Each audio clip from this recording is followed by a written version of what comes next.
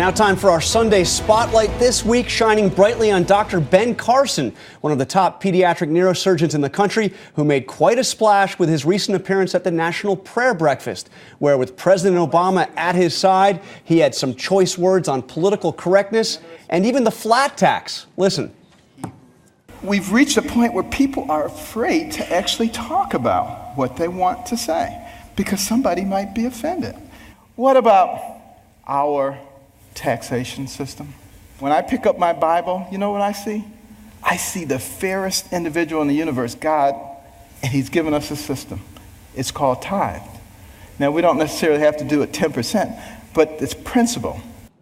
We're seeing the Wall Street Journal had a lead editorial saying, Ben Carson for president. Thank you for joining us. Well, thank you for having me. Typically, prayer breakfast speeches don't get this kind of attention. You've got more than 2 million views on YouTube of this speech. What do you make of this reaction?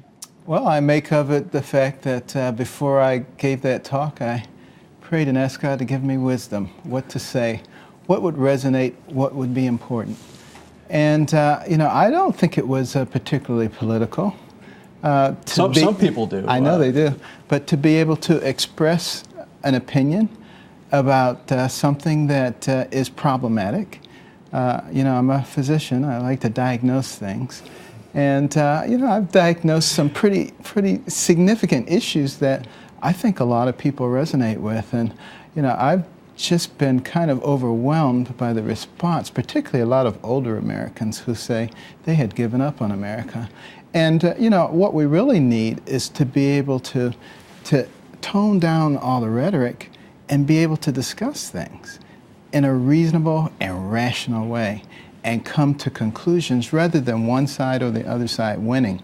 If we can do that, I think there's real power in that. In your book, which came out more than a year ago, it was down quite a ways on Amazon. Now it's number 3 on the Amazon bestseller list. But I've got to tell you, I have never heard of somebody talking about the flat tax at a prayer breakfast. That was a pretty interesting... Well, I prefer to refer to it as the proportional tax. Yeah. Because, of course, it comes from the concept of tithing. If you make $1 gazillion, you pay $1 gazillion. If you make very little, you pay very little. But everybody contributes. What do you make of President Obama as a leader? I think he's a very talented politician. That sounds like faint praise. You obviously disagree with him. I mean, that was clear in your... There are a number of policies that I don't believe lead to the growth of our nation and don't lead to the elevation of our nation. And, what I would like to do, I don't want to sit here and say all of his policies are bad.